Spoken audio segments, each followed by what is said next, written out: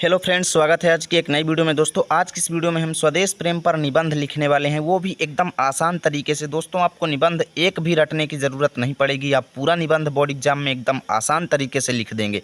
तो चलिए बिना देरी किए हुए वीडियो को शुरू करते हैं। बस एक एक हेडिंग्स को ध्यान से देखिएगा, एक भी शब्द आपको रटना नहीं पड़ेगा, एकदम आसान तरीके से आप इसे बना करके बोर्ड एग्जाम में लिख देंगे। तो चलिए देखते हैं कैसे लिखना है। तो देखो, सबसे पहले आपको कोई भी निबंध लिखना है तो इस तरीके से हाईलाइटेड करके एग्जाम में लिख देना है। उसके बाद पहली हेडिंग रूपरेखा जरूर रहेगी, ध्यान देना।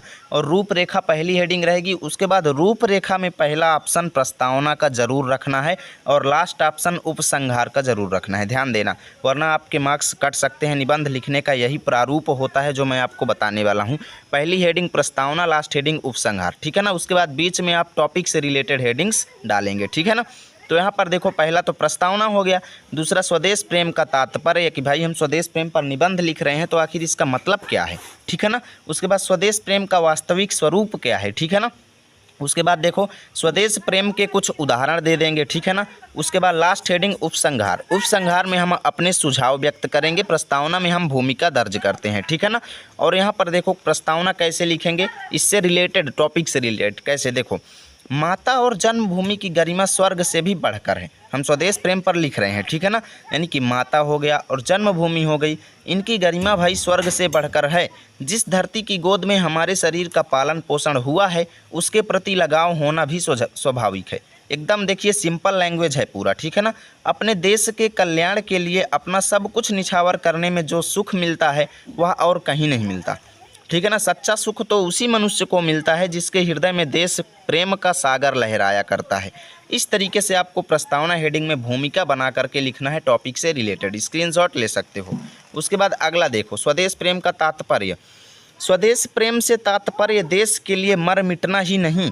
स्वदेश प्रेम का अर्थ क्या है कि देश के लिए मर मिटना ही नहीं, बल्कि अपनी सेवाओं द्वारा देश की आर्थिक, सामाजिक, सांस्कृतिक आदि अलग अलग पक्षों का विकास करना भी है। यानी कि अपनी सेवा करके हम देश को आर्थिक तरीके से, सामाजिक तरीके से, सांस्कृतिक तरीके से मजबूत करें, ठीक है ना। अलग अलग पक्षों का विकास करना भी है। ऐसा प्रत्येक कार्य जिसमें स्वदेश का हित होता है स्वदेश प्रेम का प्रतीक है, ठीक है। जो व्यक्ति जिस पद पर है यदि वह वहाँ पर देश हित का काम करे तो देश भी उन्नति करेगा, ठीक है ना। चलिए चलते हैं नेक्स्ट पेज। अब देखिए मित्रों, हम अगली हेडिंग पर आ चुके हैं, स्वदेश प्रेम का वास्तविक स्वरूप। अब इसमें हम कुछ रिलेटेड लिखेंगे कि इसका वास्तविक स्वरूप क्या है, ठीक है ना। तो देखो, स्वदेश प्रेम हमें अपने देश को आगे बढ़ाने तथा दूसरे देशों से अपनी रक्षा के लिए ढाल का काम करता है। अपने देश को आगे बढ़ाएंगे हम स्वदेश प्रेम के द्वारा और दूसरे देशों से अपनी रक्षा के लिए ढाल का काम करेगा। यदि प्रत्येक वीर के अंदर अगर स्वदेश प्रेम नहीं है तो फिर भैया वो युद्ध नहीं लड़ सकता, ठीक है ना। वह हमें त्याग एवं बलिदान का पाठ पढ़ाता है। स्वदेश प्रेम जो है त्याग एवं बलिदान का पाठ पढ़ाता है, मानवीय हितों की ओर सोचने को बाध्य करता है, देश की सुरक्षा के साथ वहाँ की सामाजिक एवं सांस्कृतिक सुरक्षा की ओर भी ध्यान दिलाता है। स्वदेश प्रेम भी है दोस्तों कि देश की तो सुरक्षा होगी लेकिन वहाँ के समाज और संस्कृति की भी सुरक्षा जो है स्वदेश प्रेम के द्वारा होगी, ठीक है ना। अब देखो, स्वदेश प्रेम के कुछ एग्जाम्पल यहाँ पर हम देंगे। कैसे, देखो, सीमा पर सैनिकों का शहीद होना स्वदेश प्रेम का उदाहरण है। कितना अच्छा एग्जाम्पल है। देखो, खेतों में काम करते हुए देश की खाद्यान्न व्यवस्था को उच्च बनाए रखना किसानों का स्वदेश प्रेम है। अपने देश की आज़ादी को बरकरार रखने में मदद करना स्वदेश प्रेम है। एक साहित्यकार द्वारा अपनी रचनाओं से लोगों में साहस भरना स्वदेश प्रेम का उदाहरण है, ठीक है ना। सभी लोगों के कार्य क्षेत्र अलग अलग हैं, सभी लोगों के कार्य क्षेत्र अलग अलग अवश्य हैं, लेकिन उद्देश्य सबका एक ही है, वो है स्वदेश प्रेम। आप लोग देखते हैं किसान कितना ज़्यादा मेहनत करते हैं, भले वो मेहनत करते हैं, उनका क्षेत्र अलग है। सीमा पर सैनिक लड़ते हैं, उनका क्षेत्र अलग है, लेकिन उद्देश्य सबका एक होना चाहिए, स्वदेश प्रेम, ठीक है ना।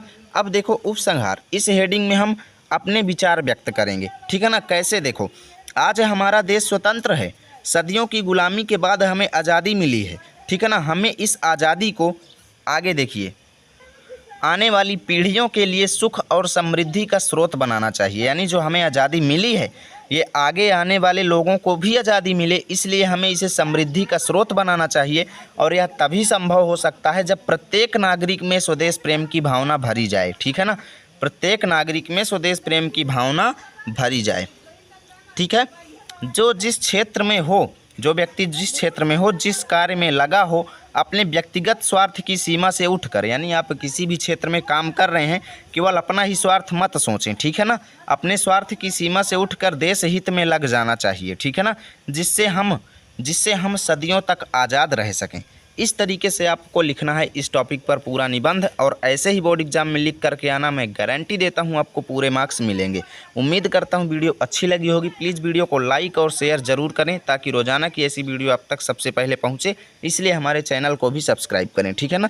मिलेंगे आपके साथ नए वीडियो में, तब तक के लिए जय हिंद, जय भारत।